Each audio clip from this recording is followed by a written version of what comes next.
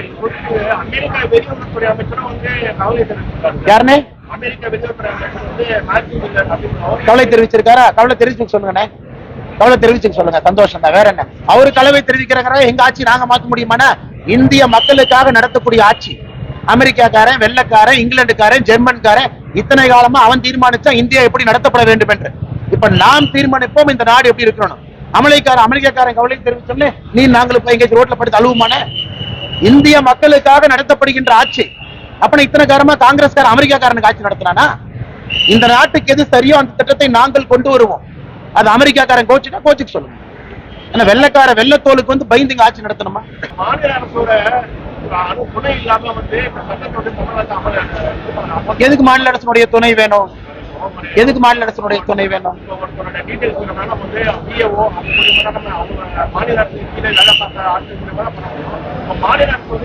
அப்படின்னு யாரு சொன்னாங்க? மத்திய அரசு டைரக்டா ஒரு போர்ட்டல் ஆரம்பிச்சு போஸ்டல் டிபார்ட்மெண்ட் தான் ஏஜென்சி தெரியுமானே? டிஐ சட்டத்தை படிச்சீங்களா நீங்க? அந்த 35 பக்கம் கொடுத்தாங்க. யாராச்சும் நண்பர்கள் படிச்சீங்களா? ஜேர்னலிஸ்ட் போஸ்டல் டிபார்ட்மெண்ட் ஒரு வார்த்தையை பயன்படுத்திங்க. யாராச்சும் படிச்சீங்களா? பிரச்சனை யாரும் படிக்கிறது இல்லை. அரசியல்வாதிகளும் படிக்கிறது இல்லை, யாருமே படிக்கிறது இல்லை. அவங்க அப்படியே ஒரு பொய்ய சொல்றாங்க, அது உங்களையும் கேட்க வைக்க நிர்பந்திக்கிறாங்க. போஸ்டல் டிபார்ட்மெண்ட் என்கின்ற வார்த்தைகளை போட்டிருக்காங்க, கவனிச்சீங்களானே?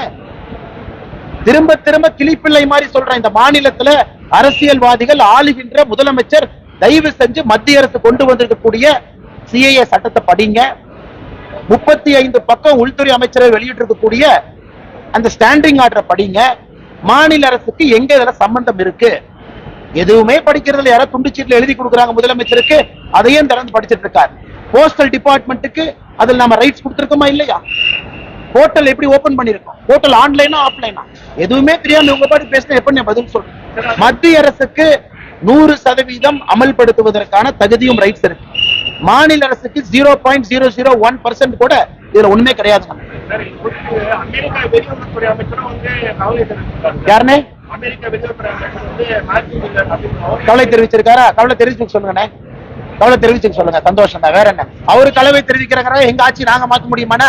இந்திய மக்களுக்காக நடத்தக்கூடிய ஆட்சி. அமெரிக்காக்காரன், வெள்ளக்காரன், இங்கிலாந்துக்காரன், ஜெர்மன்காரன் இத்தனை காலமா அவன் தீர்மானிச்சா இந்தியா எப்படி நடத்தப்பட வேண்டும் என்று. இப்ப நாம் தீர்மானிப்போம் இந்த நாடு எப்படி இருக்கணும்.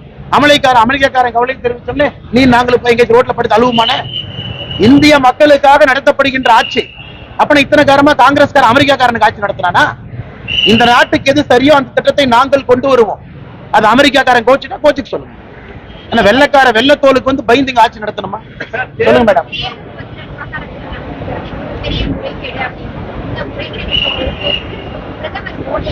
அப்படி யார் சொன்னாங்க? யார் சொன்னாங்கன்னு கேட்டேன். யார் மேடம்? திருமாவளவனுக்கு ரைட் ஹேண்ட்ல ஆதவ அர்ஜுன் ஒருத்தர் சுத்திட்டு இருப்பாரு. அவர் பேர் வந்து ஆதவ அர்ஜுன். திருமாவளவனை கூப்பிட்டு அந்த ஆதவ அர்ஜுன் கேரக்டர் யாருன்னு கேட்கணும். இந்த லாட்ரி மார்ட்டின் ஒருத்தர் இருக்காரு தெரியுமானே? லாட்ரி மார்ட்டின் அவருடைய சன்னின்ல மருமகன். ஆதவ அர்ஜுனுக்காகத்தான் விசிகா திருமாவளவன் தலகீழா பிளாஸ்டிக் சேர்ல உட்கார்ந்துருந்தார். எதுக்குன்னா எப்பயாச்சும் இந்த ஆதவ அர்ஜுனுக்கு ஒரு பொது தொகுதி வாங்கிடலாம். இதே ஆதவ அர்ஜுன் ஒரு வருடத்திற்கு முன்பு அறிவாலயத்தை சுத்திட்டு இருந்தார்.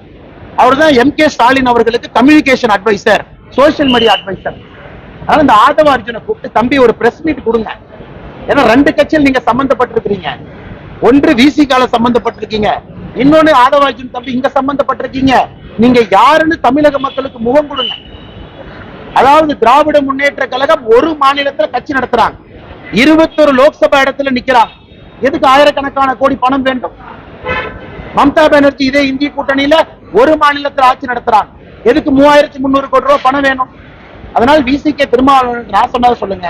ஆனா இந்த ஆதவ அர்ஜுன் யாரும் உங்க பாக்கெட்ல இருக்காராமா, எடுத்து வெளியிட சொன்னாரு. மார்ட்டின் அவருடைய மருமகனாமா, அவரு மூலமா தான் உங்களுக்கும் திமுகவினுடைய 90% பணம் யார் மூலமா வந்திருக்குன்னு கேளுங்க. விசிகேட் யார் பணம் கொடுத்தான்னு கேளுங்க. திருச்சி மாநாடு விசிகேட் யார் ஸ்பான்சர்னு கேளுங்க. எதுக்கு விசிகே காரங்க தக்கத்தின் ஒரு வாரமா ஆதவ அர்ஜுனுக்கு சீட்டு வாங்கி கொடுங்க? எதுக்கு? ஃபண்டர் மேடம், ஃபண்டர் மணி. வணக்கம் இந்து சொந்தங்களே. திருநெல்வேலி மாவட்டம் நாங்குநேரி தாலுகா ஆண்டார்குளம் கிராமத்திலேருந்து நாங்கள் பேசுகிறோம். இது வந்து ஒரு ஃபேமஸான சிவன் கோயில். இந்த சிவன் கோயில் வந்து ஒரு காட்டுப்பகுதிக்குள்ளே இருக்குது. இதை வந்து புனரமைக்காமல் பல காலமாக பாதிப்பான சூழ்நிலையில் உள்ளது. இதில் பார்த்திங்கன்னா நிறையா நாகங்கள் வந்து குடிபோகும். நிறையா மயில்கள் வந்து அடைகிறது. பல விசித்திரமான கோயில் இந்த கோயிலை வந்து புனரமைக்கிறதுக்கு நாங்கள் பல காலமாக ரெடி பண்ணிக்கிட்டு இருக்கோம். ஆனால் எங்களால் இன்னும் முடியலை. எங்களால் எக்கனாமிக் பிரச்சனைனால முடியல. இந்த பாருங்கள், ஜல்லி அடித்து போட்டிருக்கோம், ஜல்லி எல்லாமே அடிச்சிருக்கோம். மேலே சீட்டு பாருங்கள், மேலேருந்து பனங்காயாக விழுந்து சீட்டெலாம் நொறுங்குது. உங்களால் முடிஞ்சது 5 10 50 100 எவ்வளோ இருந்தாலும் சரி, நான் என்னுடைய ஜிபே நம்பர் சொல்கிறேன். இந்த நம்பருக்கு வந்து நீங்கள் வந்து கொடுத்து உதவுனீங்கன்னா இந்த சிவன் கோயிலை புனரமைக்கிறதுக்கு ஒரு உதவிகரமாக இருக்கும். என்னுடைய ஜிபே நம்பர் சொல்கிறேன். உங்களால் முடிஞ்சது 5 10 50 100 விருப்பம் உள்ளவங்க உதவி பண்ணுங்கள்.